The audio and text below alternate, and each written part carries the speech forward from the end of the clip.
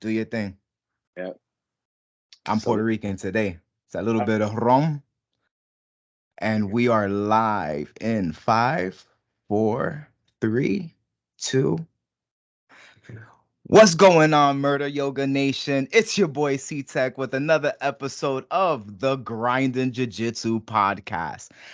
And of course, you're probably gonna say, "Oh, here we go with the special guest." But today is a special guest. Coming up in New York, there was this band that everybody wanted to be like. We all think of the dream. I'm gonna make a song, and then that song is gonna hit, and then I'm gonna be famous all across the world. And of course, for me, it didn't happen. But this man right here was in a band called Defiance at the time and made this song called Call to the Warrior. And it absolutely exploded on the scene and just prepared his career and he's killing it in the music scene and just so happens to release an album a few days ago. So, ladies and gentlemen, Dominic Dickinson. What's going on, Dom?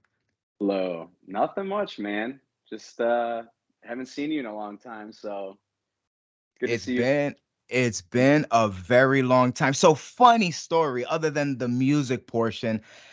A few years after Affiance takes a little hiatus, I start seeing Dom training jujitsu.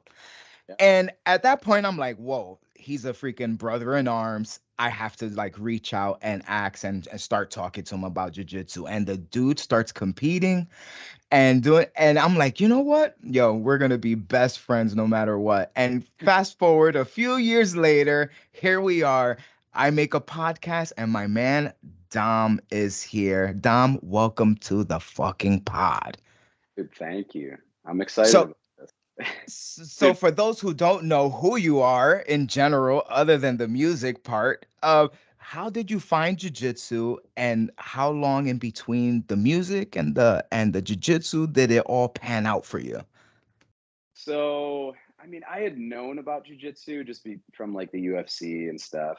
Um, but I actually right before, well, let me back up here. So as you had mentioned, I was in that band Defiance. We have recently rebranded into a band called Knight Rider. So like fresh scent. um, just dropped an album the other day, so that's all like new. But rewind back to 2017, we had done a farewell tour, and we got home from that tour, or actually no, actually before that tour started, I started training because a buddy of mine, unrelated to music, everything, hit me up and was like, dude, there's this guy that does this jujitsu class. It's really close to us. He said we could come train there for free a couple times, and if we like it, join up. Can't go So wrong. yeah, I went out there, and dude, I just fell in love with it right away. I'm sure you have a similar experience, but show up there absolutely humbled, but by very humble, and yeah, it's just as anyone that loves jujitsu knows, it's just so interesting, And I just for 6 years I trained like very, very hard, and I was competing, and so yeah, Dude, and when I saw it, I'm not even gonna front. I was bugged out because like it's crazy. The person that you see on stage, at the end of the, it's a band, a music artist that you've seen, and then they do something that you're so into. And at the time, right, I was probably a blue belt at the time. We were like kind of both blue belts, I think. yeah. Um, and at the time, I'm like, yo, he's freaking training. Like, and I always wanted to ask, like, so how do you feel about it? What do you, so other than the humbling experience, like, how did you feel like you can use this in general, like your mind of music and being on strings? Do you think that it kind of helps Like with the jujitsu? Yeah, is it relatable? so it's funny that you mentioned that because I didn't notice that right away. There are several aspects of jujitsu that it has significantly improved my life that I did not pick up on right away, and like just so many things like just focus, like little things, like your technique of how you, like I've had a lot of injuries, both with jujitsu and before jujitsu. And like I ended up going to physical therapy to correct some of these things. And something I recognized through that was just, you know, the way that we walk and the way that we are, like our posture and everything, like it, you know, it affects how you're going to feel at the end of the day. And obviously, as you get older, these things get worse and they accumulate, and you have to work to correct those bad mechanics that you have. And through physical therapy, I'm just like, oh my God, like this is like jujitsu. Like, you know, the way I hold myself up and the way I, you know, I breathe and everything affects how I'm going to feel later. So I, you know, I started like making little corrections on my daily life with that. Guitar was another thing where it was like, I've always been like pretty focused on mechanics with guitar, but I would say it elevated my focus and it made me realize like, hey, if I want to get to the next level that I want to achieve, I'm going to have to hone in on this even more. Dude. Yeah. So your business is with your hands at the end of the day, and as even though jiu-jitsu is considered the gentle art, we do have this thing called wrist locks. Um, Okay. so so far, were there any close calls with wrist locks or anything of the gi, maybe holding onto the gi a little too hard that may have affected your guitar playing? Yeah. So you probably won't be able to tell. It's going to be hard to tell on this camera, but my fingers are destroyed from grappling. Yeah, you got the wonky hands, wonky fingers. All my fingers are bent awkwardly. This one Um, doesn't go straight anymore. oh, that's worse than mine, but yeah, mine are like that. I this lock. One of my favorite grapplers, and or you know, like local grapplers that I train with here and there. He wrist locked me really bad one day. I didn't break anything, but I mean, I was off for months, basically. Like I just Oh. like didn't feel right for months. Um, that's the only time I remember like my hand getting messed up, or you know, my whole wrist. But fingers, like grabbing the gi, getting grips, and you know, like especially when you're a white belt, you tend to like tense up more and your grip, you know, like you learn as you, which I'm still a blue belt. I'm a one straight blue belt. Um, I'm by no means an expert at all this stuff, but you learn as you go. You know, it's about conserving your energy too, and you know, part of that is not gripping too hard. Yep. And like earlier on, I was bad with that, so I was starting to wrap my fingers up. I learned Yes. on how to wrap your fingers so you don't damage them more, and you know, I did all that. Yeah, But funny enough, so I like I'm gonna actually say about 2 weeks ago is when I'm more of a no-gi guy. All right. I'm a same. mostly a no-gi guy, but Yeah. in my gym, putting on the gi is part of the tradition of the Kojito way. And I love Kojito so much that I was like, you know what? I'm gonna start doing gi. So I'm doing a gi class and I'm doing great. I'm doing fine, but my fingers are so messed up that I can't hold the grip anymore. So I'm going against this one of our black belts that just came in a few months ago, and or it's about maybe 6 months ago. He started joining the Cogito crew, and now he's an instructor there also. And we're going and we're having a great battle. And he goes, Carlos, your grips are so bad. Why do you tense up when you grab it? That's why you hurt yourself. And I was like, but what do you mean? He goes, you're grabbing my gi for no reason and you're holding it for no reason. Dude, just go with it. If I pull your arm, just let your arm go with me. And if you don't like it, you let go and you bring it back until I get close again. And I'm like, oh, damn, I didn't even think of it like that. And then now I think I'm starting to save a little bit, but man, these hands are completely done, bro. Completely done. I can once you only get hold the microphone. once you get to a certain point of damage, it's like, you Yeah. know, you basically just do what you can to minimize the further damage, basically. Oh yeah. Yep. Man, it's so sick. So you've been training for 6 years. Yeah. Uh, For- sorry. a little hiatus right now because you're so busy with your music project. Definitely the music project.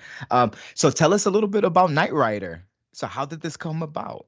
So, like, it was about a year after Affiance had split, which I don't know if you know this, but our drummer Patrick, he's the drummer of Ice Nine Kills. So like Okay.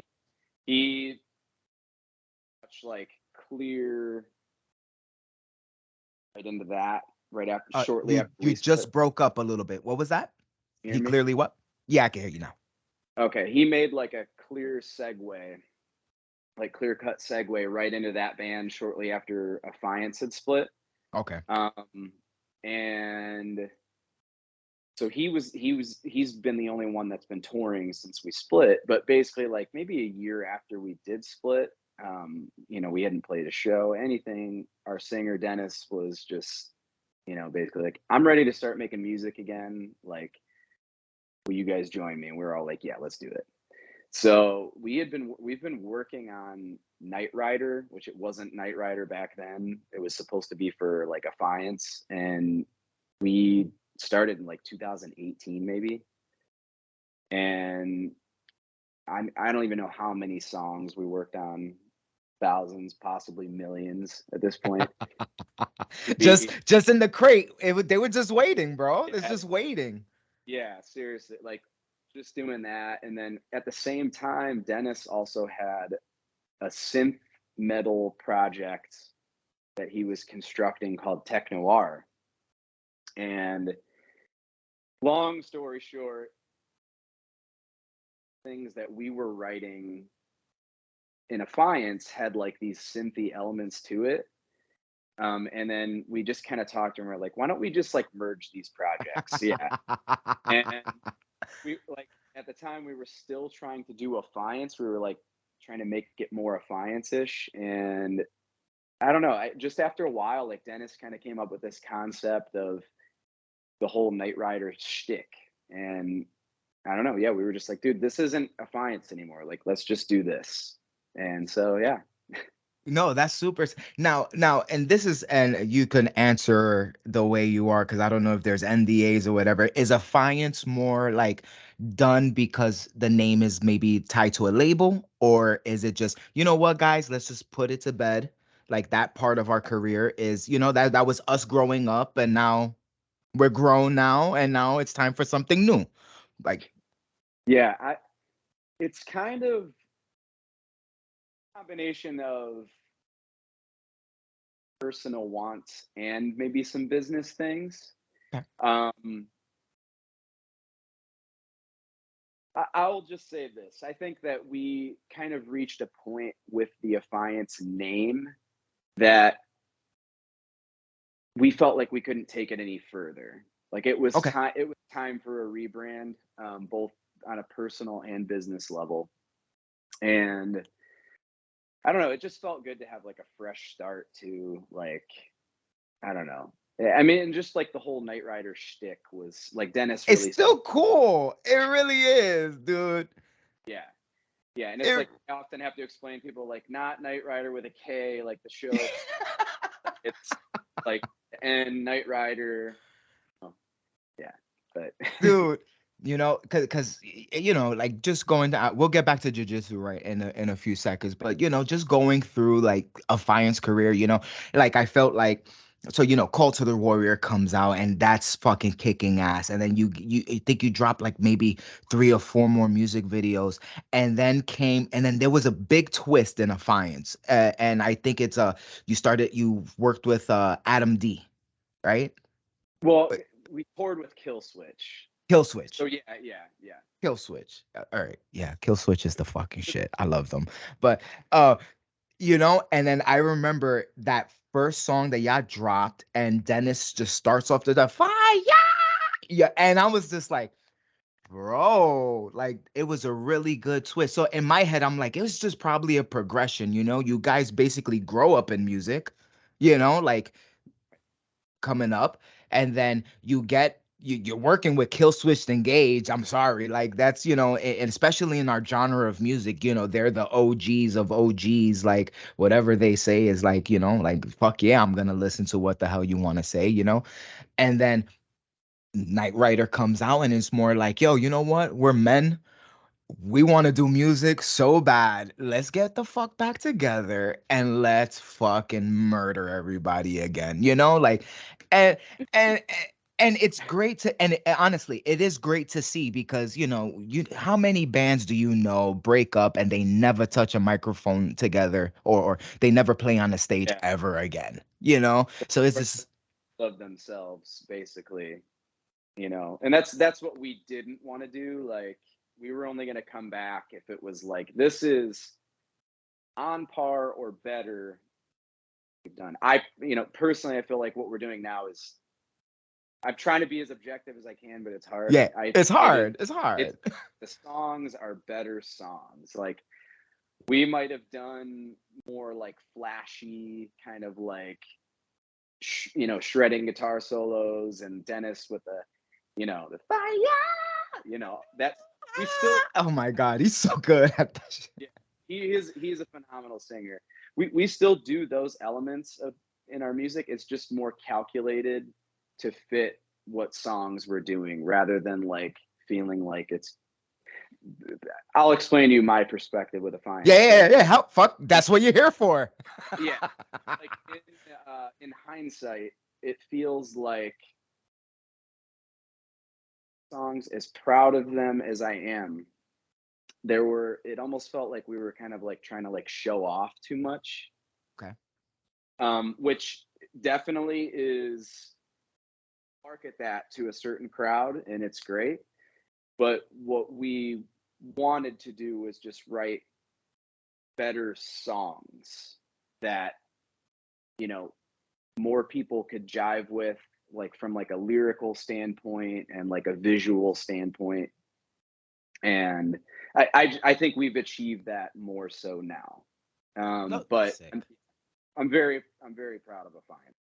No, of course, of course. It's part of history. At the end of the day, like it's a part of history. Y- I, I can't even really think of a band that literally came. Now I'm gonna say came out of nowhere because you guys were touring like in general before Call to the Warrior actually blew up. You guys were all over, at least Ohio, right? Yeah, like we did little things. We had done some little things before that. I wouldn't say we did like actual touring. Like, we might have done like a weekend run for like Right, three right. days or something like that. But like, once Call to the Warrior hit, because like you said, it was like it basically kind of went like low key viral. So it was like, we didn't know, we never knew what it was like to play a bunch of shows where like no one knew who we were. Like, it might have only been like 20 people or something sometimes, but it was like, when we first started, it was like, hey, I watched your video. I think you guys are awesome. That video is hilarious, that kind of thing.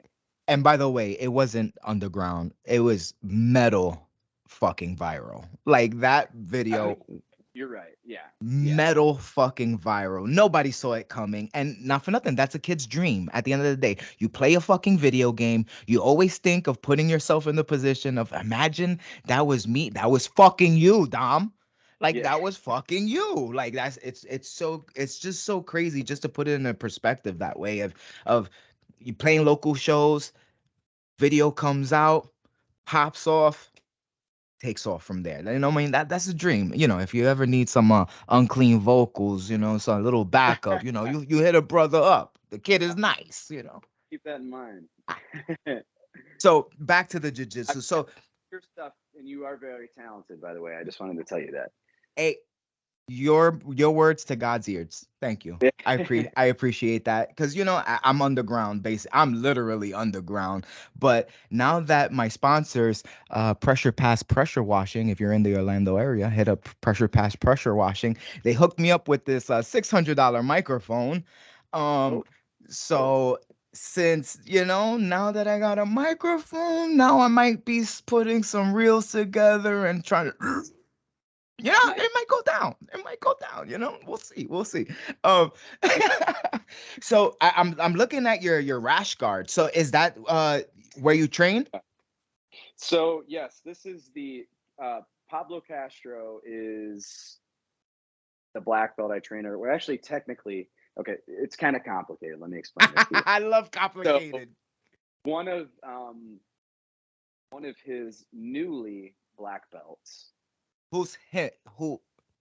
Brad McCrillis. So Okay. you wouldn't know him. Pablo Okay. Castro is like a and like especially know the early 2000s, like 1990s jiu-jitsu. Like he's won everything.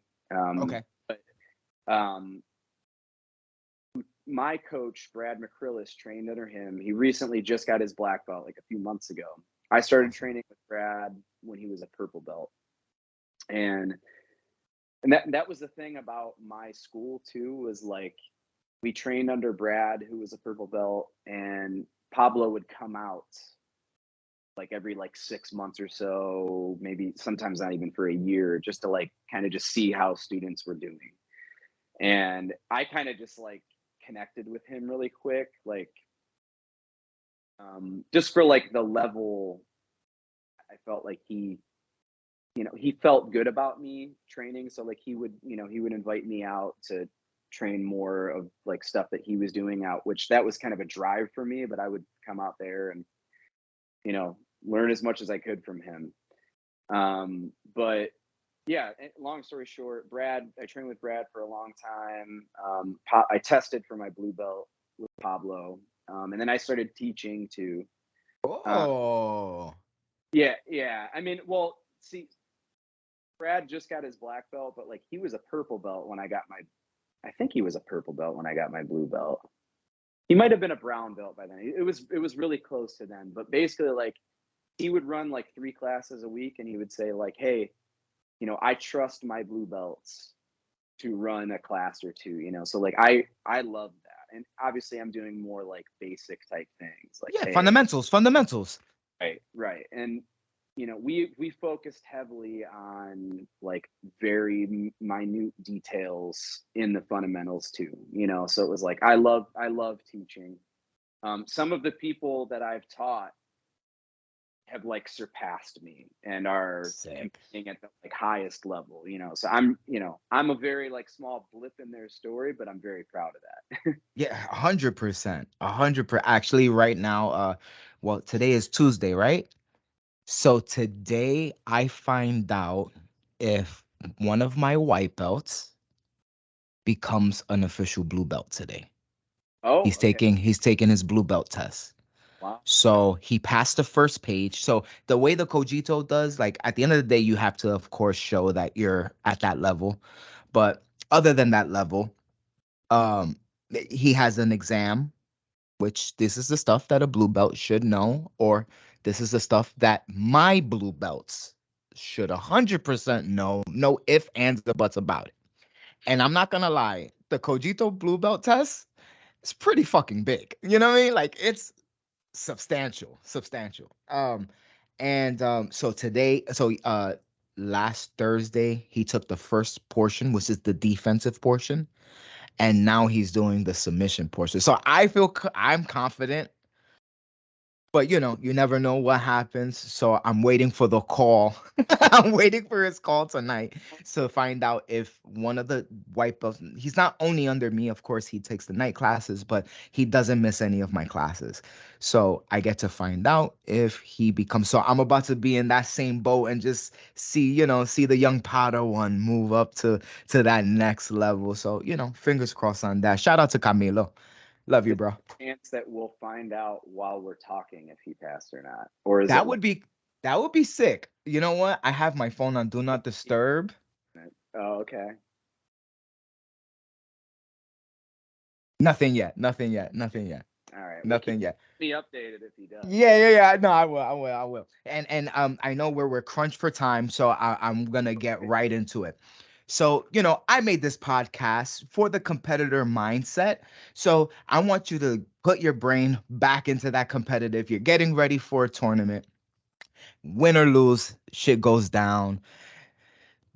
Motherfuckers is, they're trying to get at you. You're trying to get at them. Right. But once everything is over, the dust has settled. What is your high in jiu-jitsu? What is the biggest achievement for you personally in your jiu-jitsu career?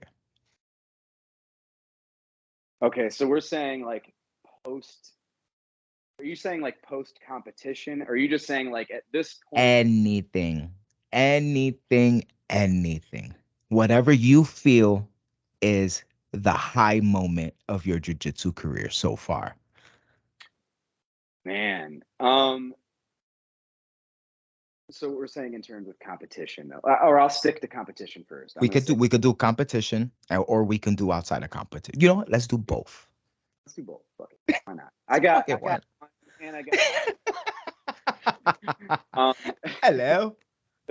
so I would say in competition, I've never not placed in a competition. The worst I've done is bronze, but I would say honestly, out of what I've done, the competition where I got bronze, I was the most proud of that.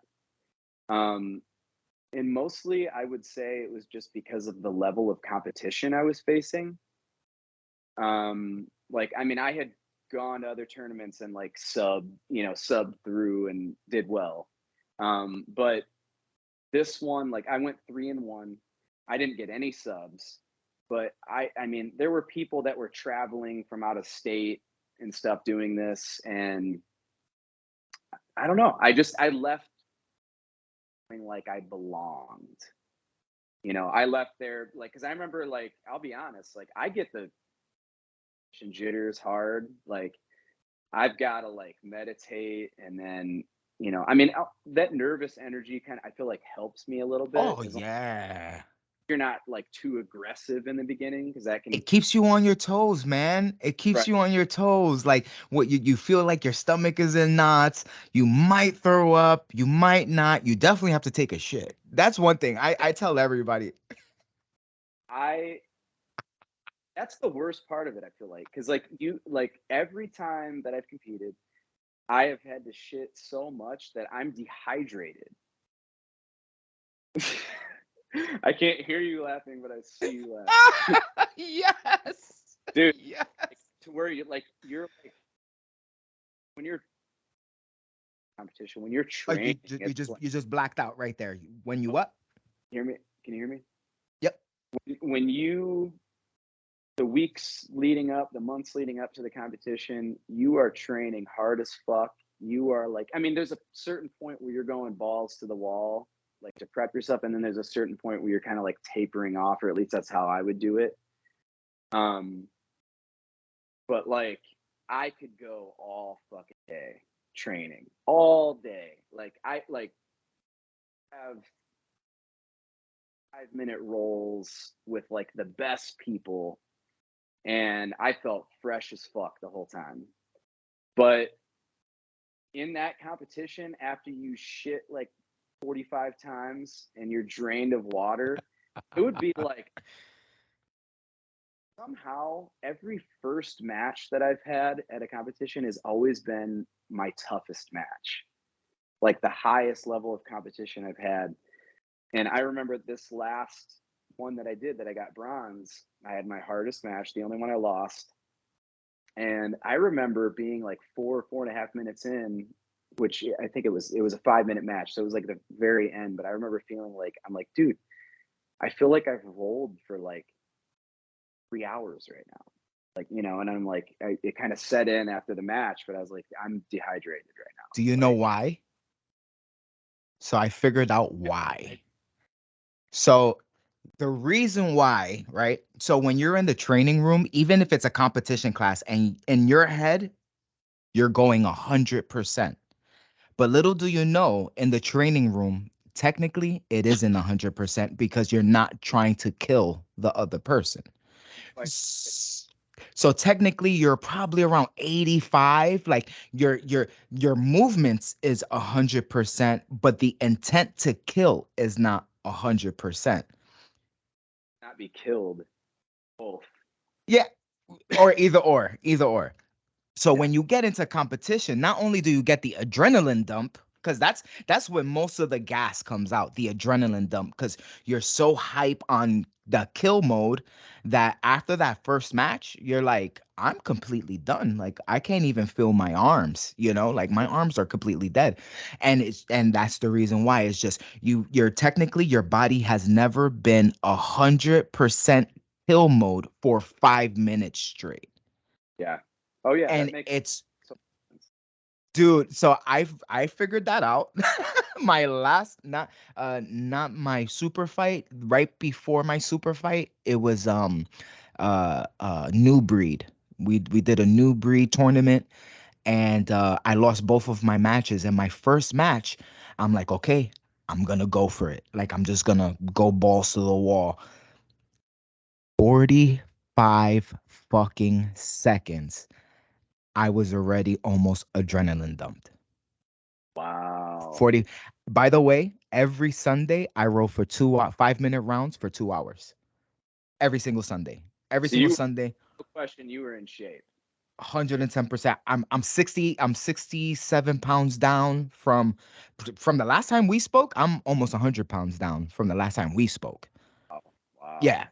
So like I drop weight, I cut weight for this fight, but I didn't cut too much that I was dehydrated or malnutritioned.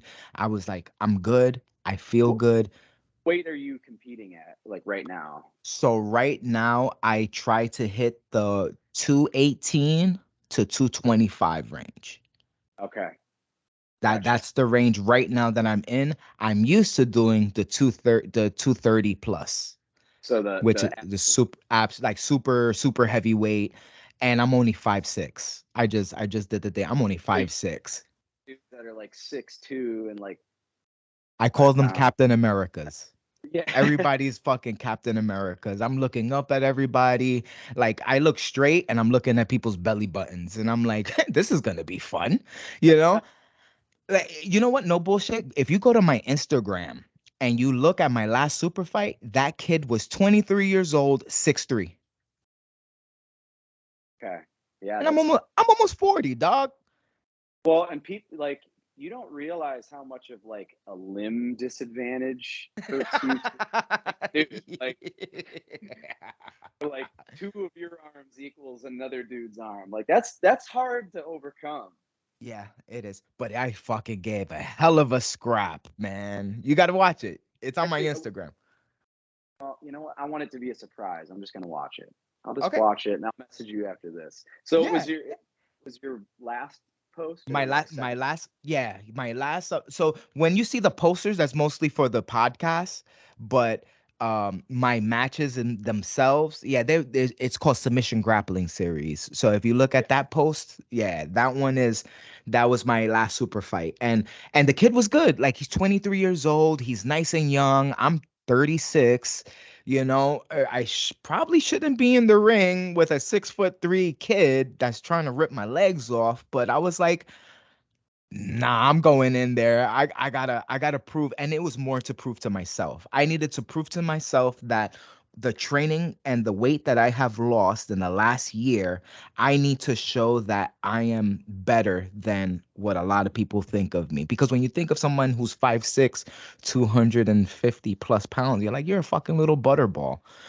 But Yeah. then that butterball loses weight and he's still a little butterball, but he's busting people's ass, puts you in a different category, more respect to it. You know what I mean? So I went balls to the wall, bro. And I'm still going. December 2nd, holla at me. Oh yeah. Okay. Okay. I'm That's not your next. stopping. That's it's not a super fight, it's a tournament. It's a Jiu-Jitsu World League Worlds. So Are you a brown belt or a purple belt? I am Or a purple belt. purple I am belt. a Okay. purple belt. Okay. Purple belt, purple belt, purple belt. So um and I've been training for a while, but I used to travel. So I didn't tour, but I was Yeah. traveling for work. So I did Cali, Philly, Chicago.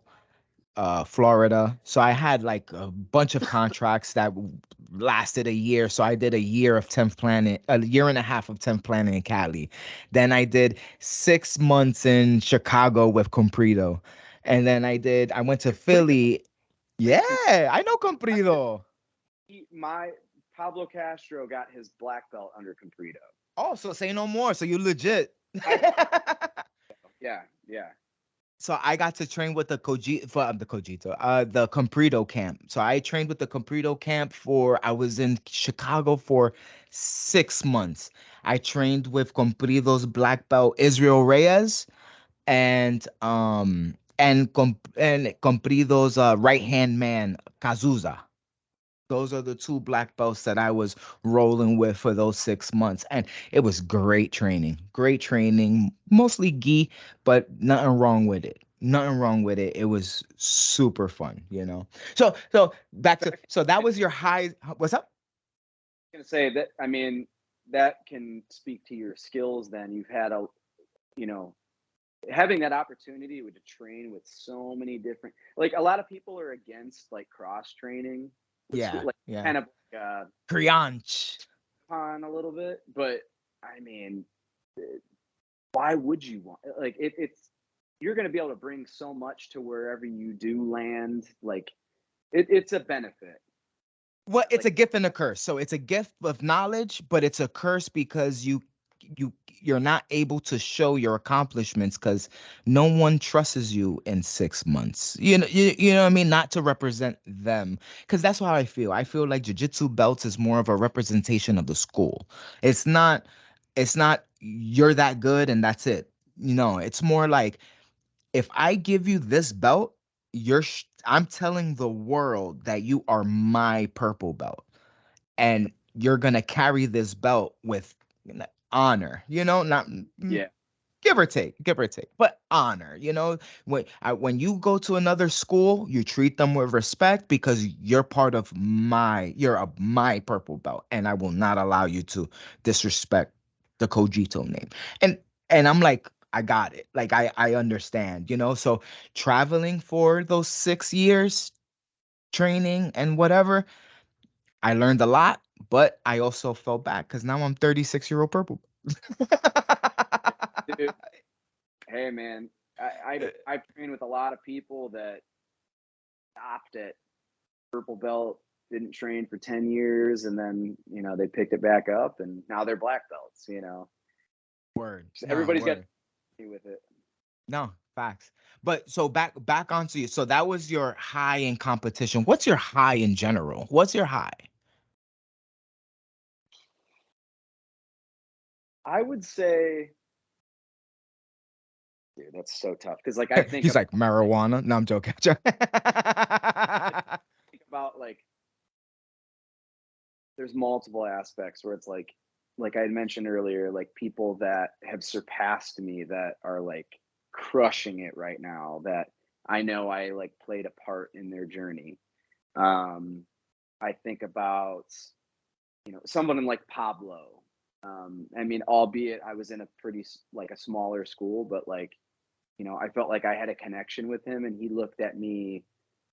And being honest, I was not a cut above some of my training partners that started around the same time as me. Like we all progressed well, and I felt like I always had, they always brought something to the table that was hard for me to deal with. But like for whatever reason, Pablo connected with me, and he felt like I was at a good level for where I was at. So that was kind of like a cap in my feather, or Too funny, feather. too funny, too funny. Paulo like rolls to training and then fucking on his radar, get up off the ground.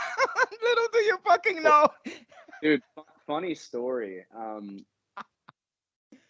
blue belt. Actually, I posted a video of it. It's pretty far back in my Instagram, but when I posted, or I posted the video of me getting my blue belt, and my coach Brad had to like give a little speech about me when I was receiving my belt, and he talked about my jujitsu skills for like 10 seconds, and then talked about. He's like, I just have to share that Dominic used to be in this touring band, and he's traveled all over the world, and he's like one of the best guitar players I've ever seen. And he's like talking about my guitar skills, and I was like, it was, No, it's great. a lot of the guys there thought that that was really cool and that was awesome, but I was like, fuck, I'm not here for that. Like, talk about jiu-jitsu skill right now, like I've been working hard at this. But it was, that was cool. But Don't treat me like Ashton Kutcher. yeah. Is he a black belt now? Hell no. But he got his brown belt, and I'm sorry, I'm going on record. And for those who listen to this podcast, bullshit. That man is not a brown belt. That's all I'll say. That's all I'll say. Seen like him, any videos of him training or anything like that? Do you Yeah, have? there's videos out there of him training with Craig Jones, which is of course one of the best black belts in Yeah. competition right now. And it didn't look, listen, like for those who train, we're training hard, at the end of the day. Right. And everything that man was doing, Ashton Kutcher, that's not of that level. So that's Okay. all I will say. That's all, because just in case Ashton Kutcher sees this, I love you, Ashton. Don't get it twisted, but Come on the podcast, Ashton. you know what? Come on the podcast, Ashton. You know what? I'm gonna make this shit go viral. We're gonna talk about fucking exploding competition diarrhea to now. Ashton Kutcher isn't a brown belt. Yeah, well, that's one of those things. Like, I've never seen a video of him, so I don't know. I remember reading an article with somebody that either trained with him or competed against him or something, and like spoke highly of him. Which you can't really trust that, because that could just be someone that's you I'll almost feel link you. intimidated. Okay, all right, I got to see I'll it. But link you. I was just gonna mention to anyone. I would assume most of the people that listen to this probably do jujitsu or are interested in it. But I if think the killer part about it's not even look, if he would have got a brown belt, whatever, like we'll talk our shit, whatever. It's just who gave it to him. uh, And okay, he's so respected. Like I'm talking about, like whatever he says goes. At the end of the day, that's how it's the Machado brothers. And at the end of the day, if you come from a Machado school, you're fucking legit in jujitsu. Like there's no doubt about it. But that was, I don't feel, was the Machado way of, you know what I'm saying. I think that was just more love. I think he was a love belt, not probably a publicity belt. a publicity belt. I'll go with that. I like that. A publicity belt. We'll go with that. You know Yeah, what, Ashton? We love you. Congratulations on the publicity belt. yeah. I Well, rest and I my was gonna case. say too, like, I mean, I don't know. I haven't seen anything in the guy, so I'm not gonna make a claim on it or anything. But I was just gonna say, for the people that don't watch, or don't compete or watch jujitsu, like, you people that do jujitsu, like you and I, we can watch a video and know the way someone moves, or like how they react around about maybe what belt they're at, or at least like know, like, okay, this guy knows what An he's idea. An idea. right, Are you right, competent? Are you grappling right, competent? You know what I mean? Like, you gotta understand, a purple belt is a senior belt. You're right. supposed to be very competent in jujitsu. Yeah. A I'll lot of link you, and then you could that's tell me. like when you're like considered good in the Yeah. jujitsu world. When you blue belts, not to shit on myself, but it's like we aren't really like respected. And part of it, I think, is like, number one, because so many people quit at blue belt, and but then also because I think some blue belts tend to get this big head about getting a belt, because it's like, it's not like karate. You're not getting a belt Oh, every three or yeah. 4 months. You got to Yeah. work Yeah. hard to get a belt. Yeah. But yeah, blue belts tend to get a big head. I think I no, I think what it is with blue belts is you just graduated from your spazzy stage. So you guys are just out of the spazzy stage. And Right. since you're out of the spazzy stage, you're just beginning. Like that's when you start. For me, that's when you start jujitsu. You really start. You learn the small movements as white belt. You learn how to not get. You learn how to not die. And then at Yeah. blue belt, the spazzy goes away, and now you're a little bit more knowledgeable of where to put yourself and then Yeah. that starts your journey. So I think that's what a blue belt should be considered, you know. Like you're not like a full, you're not like seasoned. Like you got a little bit of salt on you, maybe a You little guys, bit. right. Not doing like all the Puerto Rican seasonings yet. You're not quite at that. Yeah. What's That's your nationality, Dom? so I'm part Puerto Rican. Um, Huepa Boricua. I'm I'm a mutt though. Okay, so I'm Puerto Rican, Italian, Native The American. first one cut out. The first one cut out. Oh, Mexican, Okay. Puerto Rican, Italian, Native American, Indian, Irish, and French. Oh, and German. I didn't even mention German. German. I'm mostly German, oddly enough. But dude, Jeez. if you saw all my family in a room, you'd be like, "What? What the Like, fuck is going on? like no one looks like family. Like it's This is crazy." like a novel. Like, who are all these characters? Yeah. Like Yo, question if I'm on like the Truman Show and if everyone's like in on this secret that I'm not in on, like it just doesn't seem real. I'm not gonna lie. I wanted to ask you that question for 10 years. And here's the reason why. I thought you were none of those. So on Call to the Warrior, well, And I was gonna see if I could take a guess as to what you go think. ahead. So think about how you looked in Call of the Warrior and think, what nationality will you think I thought Well, you were? thinking about Call, it's hard to picture that in my head right now. But I was gonna say that Get what? I You often get Arabic. close. I was gonna say Indian. I was gonna say Indian because you had the short hair. No, I am part Indian. Oh, okay. Not off, not off. Yeah. Oh, when you said Indian, I was thinking Native American because I think you did say that too, right? Yeah. Okay, but yeah, I thought you were like pure like Punjab, and I was like, oh shit, look, it's an Indian doing metal. Let's go. Like with you had the short hair, whatever. I was like, he fucking broke a lamp. This fucking guy fucks, bro. Like, Uh, bro, this is great. uh, Okay, so I know we're running out of time. So no, you're good. You're good. so what is your low of jujitsu? Not tournaments. What is the low of jujitsu for you?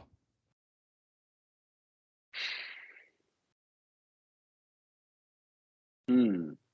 That's tough because I'm there's a part of me that's tempted to say injuries because I have had nothing like super serious. Like I haven't like torn my ACL or something, or my MCL, but um, I've had a lot of setbacks that I've had to overcome. Honestly, I'm just gonna be like totally honest and say that I would say my biggest setback is probably just the fact that like because I would say since right before my wedding, which was the end of 2021, I have been more inconsistent since then. And like I've been spurty. Like I like leading up to my wedding, my life was chaos. So it was like I didn't train for like 2 3 months. Um and that was also like my school actually did train for like we missed like 3 or 4 months during the pandemic, Right. which was tough. And then I started training again for like a couple months, and then my wedding time was coming up, so it was like scramble. Are you married or have you been Yeah. married? Yep. Okay, Married kids. okay, so you know what it's like Oh prepping for yeah. a I was wedding. gonna say it's not your fault. Thank you. That makes me feel better. But I felt guilty about that. Like I felt like I was like letting my teammates down and I letting myself down. But then I came back and I was training for I don't know maybe like 5 6 months like pretty heavily again, and then I got injured, and then things with the band started Life. up. Life. Like and I got to a crossroads where like and I would say over the past like year or so, about a year, where I've been like, I have to like choose one or the other right now, which on what I'm going to give my all. And I felt like I had to go with music. Like, I love both. Stay close to equal, as close as I could possibly be. But if I'm being honest with myself, guitar is something that I started a lot younger, and I've built up a whole, like a kind of a career doing it. And I've been working with people that are very talented, and some that one that is doing it professionally full time right now. Jiu-jitsu, I didn't start till I was 27 years old. Yeah. Um, I love jujitsu, but I feel like there is only so far I can go in jujitsu, if I'm being honest with myself. Whereas music, I feel like, yeah, there's an end to what I could possibly do. There's a limit, but I think I can take that farther than I have. So I had to make that choice. But So I will say this because I do want to piggyback on that. yeah, So I just got off of a pod with Chris Bulgarin. Are you familiar with Chris? Christian Bulgarin? He's actually the guitarist for Currents. okay, I love currents. I I just love didn't. Current. Oh, they're fucking awesome. They're fucking awesome. So I found out that he does jujitsu. Okay. So I just had him on the pod. You should watch that pod. It was really fucking cool. Like Um, questions about him, and then I'm like, I'm just gonna watch it. I'm gonna listen to this whole thing. But yeah, go ahead. So he also is on almost not the same bandwagon because he also teaches jujitsu when he's back home and not touring. And I said, like, how do you keep your jujitsu alive when you're so, you're definitely 100% in music. You're a touring band. Like you're going all across the world. He goes, well, jiu-jitsu is all across the world, so I'm able to touch mats, whether it's in a gym or if it's in the back of the van or in the hotel room. I'll just bring my mats, and he got his drummer doing jiu-jitsu too, so basically he got a dummy now.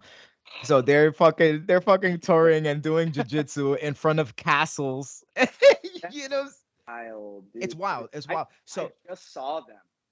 I would have known this beforehand, because me and a friend went down to Columbus to watch them, and I kind of wish I would have known that, because I might have like reached out, and because they're familiar with my band, not me personally, but um, man, that's maybe a conversation I could have had, and that's a conversation you will have because think I'm gonna try to link y'all up because it's not even, listen, you do what you want to do. It's at the end of the day, it's your life. You know what I mean? You know what commitment you can and cannot give at the end of the day. But I will say for the mental aspect of us being men in a world where we're always have pressure on our shoulders regardless of how much money you have, regardless on your situation. There's always added pressure of just being a guy that people don't really understand, and jiu-jitsu is a way to kind of continuously humble yourself to know that I just did this hard thing that makes playing in front of 5,000 people nothing. right, You know what I'm right, saying? or I anything else you're or facing. anything else you're gonna do in your day, and it's only an hour.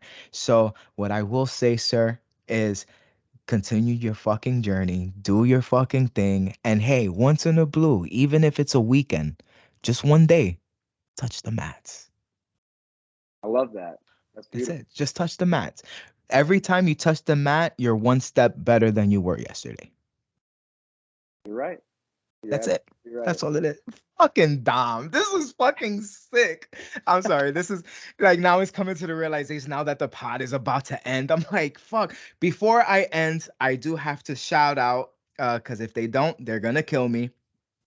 I have to shout out Ant versus Evil Design. Ant versus Evil Design helps me bring my posters to life on the Grinded Jiu-Jitsu podcast.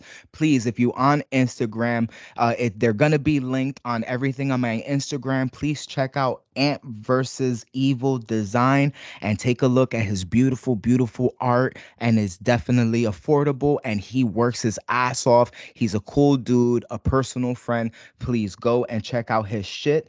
And last but not least, of course, Pressure Pass Pressure Washing. If you're in the Orlando area and you need pressure washing, call this guy, Felix, at when I freaking find his number because it won't open. Hello. 407-773-1545. Mention the Jiu Jitsu podcast and he'll give you some percentage off on the rate. Dom, I appreciate your time, brother. And I know we probably went a little bit over, but Dude, the conversation rolls. I was gonna say I'm actually sad it's coming to an end because this has been fun. Yeah, I don't. I'll say this: like when I'm not with my training partners, I don't come across a lot of people that talk about jujitsu. You know, Yeah. you basically have YouTube to watch other people talk about it and learn from them. But it feels great to talk about this. So thank you for having me on. This has been It's a fun. part it's a part of your life that will never leave you. It's a part of you forever. Why not talk about it? Yeah, Yeah, you're right. why not? Yeah. Dom, thank you so much. Shout out to Knight Rider, not with a K. And shout out to everybody in Defiance because I gotta say I was always a fan of your guys' music, especially being in New York and always trying to see you guys live. Like you guys were the fucking shit. You always talk to your fans. You guys hung out after. Shout out to Dennis. I've never met Dennis, but he seems like such a down to earth fucking guy. I just want to say hello, Dennis, because I know you will see this because this guy is on it.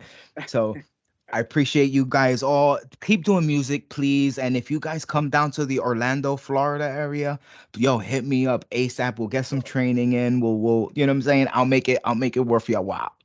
Absolutely. That sounds great, man. Dom, stay on the line.